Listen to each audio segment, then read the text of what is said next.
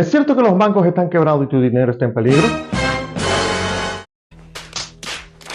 Veamos. Para contestar esta pregunta debemos saber cómo funcionan los bancos. Dicho esto, vamos a explicar cómo opera un banco, cómo funcionan las reservas de depósitos y su efecto en el mundo económico. Vamos a esto. Los bancos aparecieron por allá por los 1400, en el siglo XIV. La idea era tener un lugar mucho más seguro que aquella famosa debajo del colchón donde guardaban los viejos el dinero, o la famosa lata de salsa aquella vieja que también ponían en un estante, o mejor aún, un lugar súper secreto donde escondían las cosas antes. La idea con todo esto era preservar aquel dinero que con tanto esfuerzo nosotros nos hemos ganado. Para sustentarse, los bancos lo que hacían era, o lo que hacen todavía hoy en día, es que toman el dinero de los depositantes y lo prestan más adelante con una tasa de interés que le produce un beneficio con el cual ellos se mantienen operando y se mantienen funcionando. Los bancos tienen un poder que a mí me gustaría tener. Ellos son capaces de crear dinero de la nada. Si yo pudiera hacer eso, fuera un éxito. El asunto es que a mí me meten preso, a ellos no. Punto muy interesante ese. Manténgase pendiente y manténgase atento porque en un momento voy a explicar cómo se hace ese truco de magia. Mucho mejor que sacar un conejo de un sombrero. Para entender cómo operan los bancos, primero usted tiene que saber cuántos diferentes tipos de bancos hay. Aquí vamos a hablar de los principales. Le voy a mencionar algunos. Por ejemplo, los bancos al detalle, como TD Bank y Citibank. También tenemos bancos corporativos como lo son Chase y BofA. Adicional, tenemos bancos de inversión como Morgan Stanley y como Goldman Sachs. Otro tipo de banco que a mí me llama mucho la atención son las uniones de crédito. Estos son pequeños bancos locales con no muchas sucursales y una red de cajeros bien limitada, pero que tienen la peculiaridad de que son organizaciones sin fines de lucro, donde los dueños son los mismos depositantes y las mismas personas miembros de la junta de directores. Por último, vamos a mencionar los bancos centrales. Los bancos centrales no trabajan con clientes de la calle como tú y como yo. Ellos solamente trabajan con grandes corporaciones, con fondos de inversiones, con fondos de pensión y por supuesto su cliente principal, el gobierno. En Estados Unidos, el Banco Central se llama la Reserva Federal.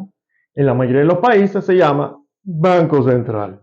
Pero aquí le ponemos nombres diferentes porque, ¿verdad? Somos así. Estos depósitos que vamos llevando al banco, ¿tienen algún tipo de seguridad? ¿Hay alguna forma de saber que si algo pasa con el banco, mi dinero va a estar garantizado?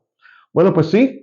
Aquí en Estados Unidos hay una cosa que se llama la FDIC, o la Federal Deposit Insurance Corporation, o la Corporación Federal de Seguro de Depósito. Esa institución está encargada de garantizar los depósitos de las personas hasta un total de $250,000 por cuenta por banco. Para las personas comunes y corrientes, pues esto es más que suficiente, porque muchos de nosotros no llegamos a tener $250,000 o más en el banco.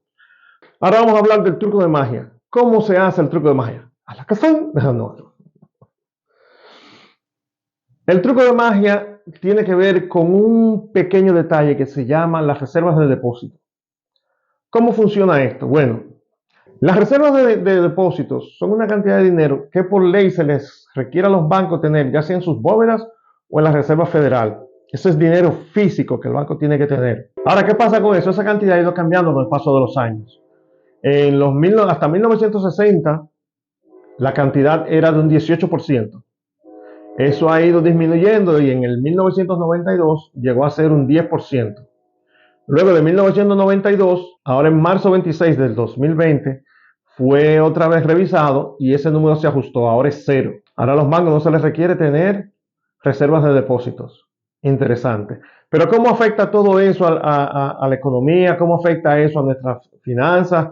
¿Cómo afecta eso a la seguridad en los bancos? Eso es lo que vamos a hablar ahora. Ahora prepárense porque vamos a sacar lápiz y papel, vamos a trabajar con números y le vamos a dar duro a esos números. ¿Por qué? Porque hay que darle duro a los números. No, pero ustedes no tienen que darle duro. Yo le doy duro a los números, no se preocupen. Yo lo voy a poner todo clarito en una tablita para que ustedes lo puedan entender y lo puedan ver fácil. La idea es que ustedes logren entender una parte de eso y si no pueden, pues ustedes me dejan en los comentarios, me dejan saber y yo con gusto trataré de buscar la forma de hacer otro video para explicar lo que sea que ustedes no hayan entendido de una forma mejor. ¿Estamos de acuerdo? Así que vamos a eso. Ah, caray, eso sí me interesa. Para este ejemplo vamos a asumir que vivimos en un pueblo donde no hay bancos. Acaban de inaugurar el primer banco y nosotros somos el primer cliente de ese banco. Así que vamos a ir a depositar los primeros $100 de ese banco y ver qué pasa con ese dinero. En la tabla que ven en pantalla, en la primera transacción, eso somos nosotros depositando los primeros $100. Debido al 10%, pues en bóveda se quedan $10 y se cogen 90 y se prestan hacia adelante. Entonces en el registro queda que los depósitos fueron de $100, en bóveda hay $10 y de préstamos hay 90. La persona que recibió el préstamo de 90 fue y pagó algo. El que recibió el pago vino e hizo un depósito en el único banco que hay y depositó $90. ¿Qué pasa con eso? Esa es la segunda transacción. De esos $90, 9 se quedan en bóveda, 81 se prestan y entonces ahora en los libros del banco están registrados dos depósitos, uno de 100, uno de 90, que hacen 190 en total, $19 en la bóveda y se han prestado $171. Este proceso se sigue repitiendo una vez tras otra, y cuando llegamos a la transacción número 116, miren qué pasa. Si se fijan en la parte inferior, resaltado de amarillo, en la columna de depósitos hay $1,000 de depósitos, 100 en bóveda y 900 en préstamos. Y así es como los bancos hacen el truco de magia. ¿Lo vieron? ¿Se dieron cuenta? Se depositaron solamente $100 al principio y ese dinero logró generar $1,000 de depósito y 900 en préstamo. O sea, de la nada se crearon $900 adicionales. Ok, ahora viene la pregunta de los $144,000. Basados en el ejemplo anterior, donde una persona depositó $100 y al cabo de unas cuantas interacciones, más de, ¿cuántas fueron? 116. Llegamos a la conclusión de que en depósitos como reservas habían un total de $100. En total de depósitos registrados en el libro habían 1,000 y habían 900 en préstamos. Increíble. De $100 llegamos a 1,000. ¿De dónde salieron esos otros 900? Ahí es donde viene el detalle. ¿Qué pasa con todo eso? Ahora viene la pregunta de los $144,000. Basado en el ejemplo anterior, donde una persona depositó $100 y llegamos al final a tener una cuenta en los libros de $1,000 depositados, $100 en reserva y $900 prestados, ¿de dónde salió todo ese dinero? Esa es la pregunta de los $144,000. ¿De dónde salió todo ese dinero? Pero ustedes lo vieron cómo se hizo. Ustedes vieron el proceso paso a paso de cómo salió. Simplemente reciclando el dinero una y otra vez, hasta que ya no se podía reciclar más. Ahora, algo interesante. ¿Cuál es la pregunta que nadie hace? ¿Cuál es la pregunta que nadie se atreve a decir en voz alta? ¿Cuál es la pregunta que si tú la intentas hacer, te van a silenciar? Bueno, pues yo la voy a hacer, a ver si me silencian. ¿Qué pasaría si más del 10% de los depositantes deciden ir a sacar su dinero de un solo? Le hace, hoy más de un 10% dice, déjame sacar mi dinero del banco. ¿Qué tú crees que pasaría con el banco? ¿Cuánto dinero hay en el banco? $100. ¿Cuánto es el dinero total de depósitos que ha habido? 1,000. ¿Cuánto es el 10%? 100. Si van a sacar $101, el banco no tiene cómo respaldar esos $101. Y ahí es donde viene el problema. ¿Qué pasa cuando usted llega a esa situación en la que usted tiene que buscar dinero que usted no tiene para cumplir con compromisos que se supone que usted debe de cumplir? La solución para ese tipo de casos se llama bancarrota. Usted tiene que cerrar las puertas. A título personal sería un capítulo 7, 11 o 13. Y los negocios, bueno, pues hacen el capítulo que les corresponda dependiendo de cómo ellos lo organizan. Bueno, ese fue el final. Ya se acabó. El banco quebró. Bye. Ah, no, todavía no. ¿Usted cree que lo malo se había acabado? Pues lo malo no se ha acabado todavía. Todavía le tengo un poquito más. ¿Ustedes se acuerdan que yo les dije que en marzo 26 de 2020 el porcentaje de reservas de depósitos que había que tener bajó del 10 al 0%? Eso significa ahora que el ratio o la razón de 9-1 que había para los bancos poder endeudarse ya no existe. Ahora es ilimitado. Los bancos pueden reciclar ese dinero cuantas veces ellos quieran, cuantas veces ellos puedan, y nadie le puede poner un stop, nadie lo puede detener. Eso no es bueno. ¿Cómo pasó todo esto y cómo eso llegó ahí? En el 2018, no, vamos un poco más para atrás. En el 2008 hubo una crisis bancaria. Durante esos años, 2007, 2008, 2009, muchos bancos se vieron al borde de la quiebra. Fue un desastre, la finanza de Estados Unidos se fue por el retrete, fue un desastre total. Entonces se crearon una serie de regulaciones y se pusieron a funcionar para evitar que los bancos volvieran a caer en las mismas situaciones, en las mismas condiciones en que cayeron en el 2007-2008, que los llevó a la situación a la que llegaron, a la crisis a la que tuvimos. Entonces, debido a eso, ya los bancos no podían volver a caer en esa situación.